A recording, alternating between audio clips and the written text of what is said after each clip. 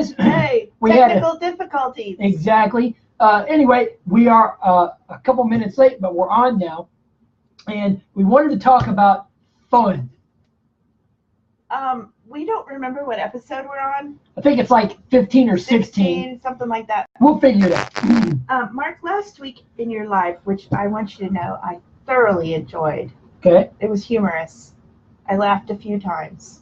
Okay, good. You said, I'm having fun with life. Yes.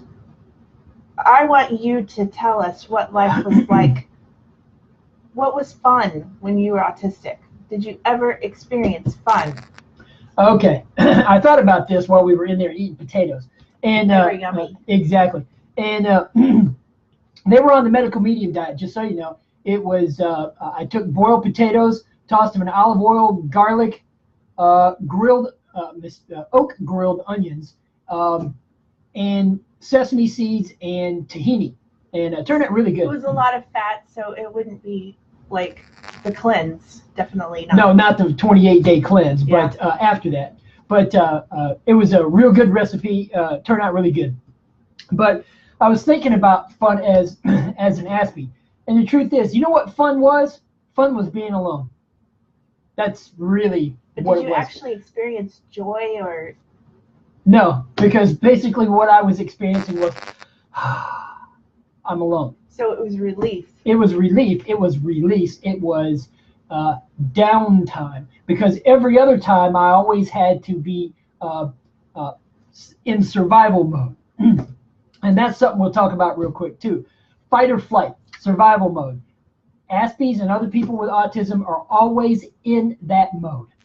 Now, NTs aren't normally in that mode unless they've just gotten to that point in their life, especially with adrenal fatigue or PTSD or something like that. But I can tell you, people with high-functioning autism are almost always in fight or flight mode. And when they're not is when they're sleeping and when they're alone. Because any other time, it's just stressful to be alive.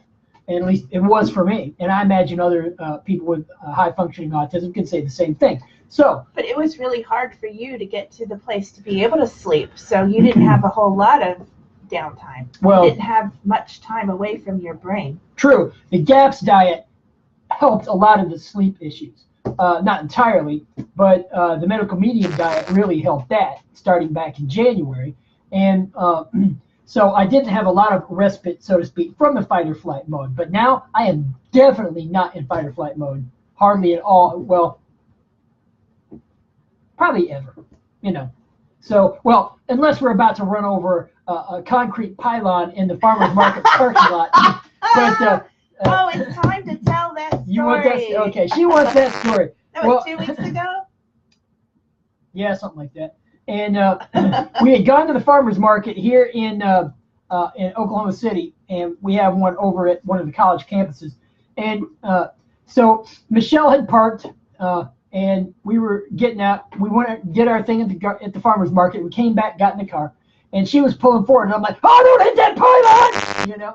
I was like, "Who is this in my car?" Yeah, because she's never had that amount of emotion come out of me. It was more than that. That was like surface level silliness. Hey Heather, yeah, that was surface level Just silliness. Now it was but this came from here. It was guttural. Oh, wait, stand up. It came from right there. Right? And it filled the whole car. It did. And I was like, "Who are you?" Well, she didn't even get scared or annoyed. She was just looking at me like. Well, I kind of started laughing because it was, a new experience. Well, unusual for her, unusual for me. Well, and it was so much emotion, it invaded my space.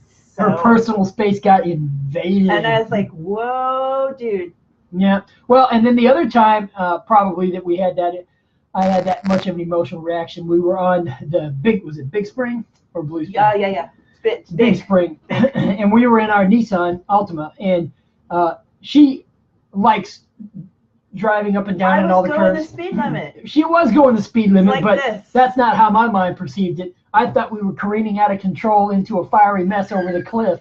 And so I was like, oh, white knuckling it all the way down to but the he Big wasn't Spring. quite to this level of emotion, and I'd be afraid to take him to Big Spring now. Yeah, Big Spring is not my thing. But anyway. Past life issues flying over a cliff and dying. Yeah, probably. But anyway, but back to fun. Big Spring and running over the virtual pylon in the farmer's market parking lot were not fun. There actually was no pylon there, and I knew it because I had parked there, right? I knew what I was doing. Yeah, and I just assumed because I saw them to the right, they went through the whole parking lot. Yeah. That's logical, and logical as versus emotional. So anyway, so we got, she had all that emotion, and that was definitely not fun. But we giggled about it later. Yeah. Later. But because he had to come down off of that high. Yeah. Actually, it made him sick. Yeah. Actually, it was an adrenal crash. Yeah. And so I got real weak and very low blood sugar and had to eat and had to rest for a long time and that kind of stuff. I had never been. That's the first time you've ever had that experience of being so afraid that it killed your adrenals. Yep. And as an Aspie, that never happened. Of course, they were probably already killed at that point. But as an Aspie, I just never got that scared. I never had that much emotion. And well, what's funny is you chose to be scared of a car going over a pylon rather than being killed or something. It wasn't a choice. It was a reaction. What are you talking about?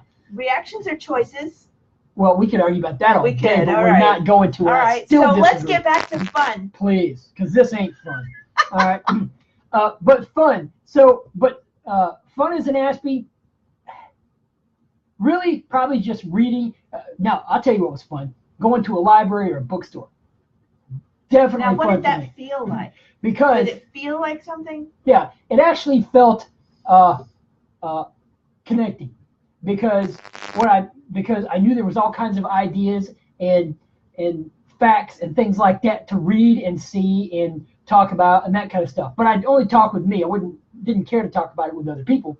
And okay, and that's one of our little guys. That's Lori. He walked by, and but anyway, as far as going into a library bookstore, that was awesome. That was fun for me. Old books, those were always fun for me. That kind of stuff. But now, having recovered from the autism, I'll tell you what's fun. Just about everything is fun.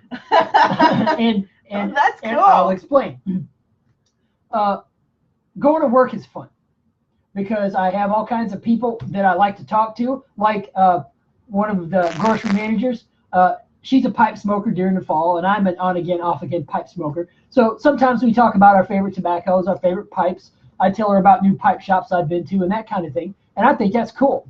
And then there's another grocery manager. He and I are always talking about computers because he builds his own computers at home for him and his wife and that kind of stuff. And I think that's fun. Then, what does fun feel like now? Fun now is light-hearted and you're just trading information and trading experiences and I'll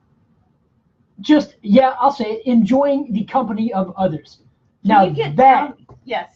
Stop. Got it. That is something an Aspie would not say. Enjoying the company of others. Because it was always fight or flight mode when I was in the company of others, unless I knew them really well. And even then, I still felt that way somewhat. So anyway, what were we going to say? I wanted to know if you could delve into the verbiage of the feeling that you now experience that you didn't ever before. You mean the lighthearted, enjoying sharing experiences? Can you dig down deep and figure out what those words would be? What do you mean? What words? The words I just used? The words of the feelings. Well, the words of the feelings. In other words, lighthearted. In other words, when I say fun is lighthearted, there's nothing serious about it that you have to expend a lot of your brain power on, and there's nothing that drags you down feeling-wise that you have to work through when you're standing there interacting with someone. It's a lighthearted interaction. Maybe you're just lighter energy. Lighter energy in the sense that you're not talking anything serious. You're not trying to solve the problems of the world. Of course, now there is a guy at work, and he's our maintenance guy, and he and I are always talking about politics, and he is considerably more conservative, and, well, I should say he's conservative, but I'm not. But it's really interesting talking to him because he is down in front. Down in front. He's not showing up. He's not showing up. All right, there you go. Hey, you. And but he and I, we feel like we're trying to solve the problems of the world.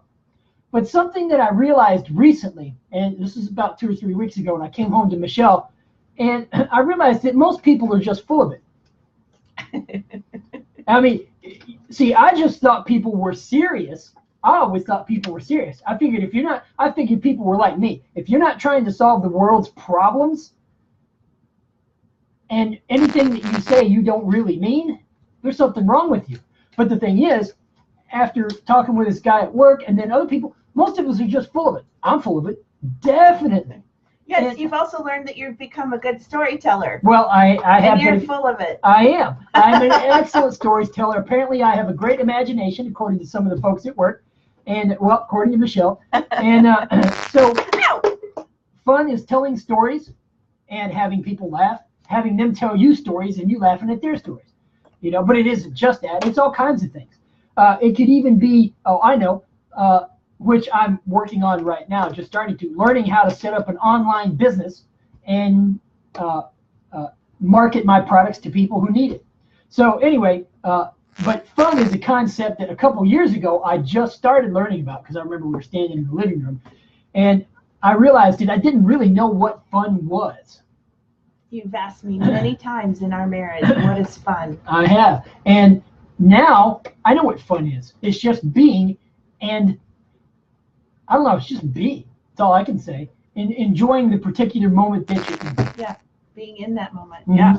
Yeah. And sometimes days come along, like 2 or 3 days this past week or so, when I was not enjoying being.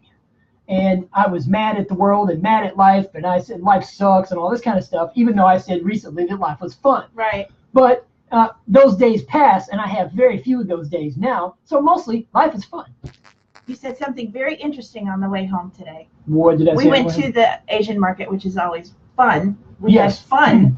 We had fun at the Asian market. Yeah, and you said, I just need to make sure I have fun at everything I do. Yeah, well, what it was is I realized today that I think the whole goal for people is, as an adult, we need to relearn how to have fun in every moment.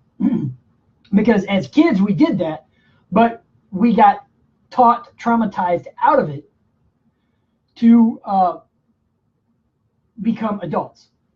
But then, truthfully, because I work at Whole Foods, I see all kinds of people. When I see kids, the majority of kids are having fun, but the majority of their parents are not. And most adults have lost the ability to have fun. And that's sad, because now that I'm learning what fun means, I would rather live this life than the barely fun life that I had as an athlete. So, are you a fun Messiah? No. Okay. A fun Jesus? No. But I'm a fun Mark. We'll go with that. That's good enough. That's even better. There we go. We'll go with that. That's even better than a fun Jesus and a fun Messiah. So anyway. Did you have anything else to add about fun? No, not really. Not unless you had something else you wanted to say. No. No? Anybody? Well, are we having fun? I am. Are you having fun with me? I am. Okay. All right. Well, we've established that we're having fun with each other. So we'll see you guys next week for the 16th or 17th episode. Yeah, we'll figure it out. Whatever it is. And we'll have fun then too. Okay, bye. Bye.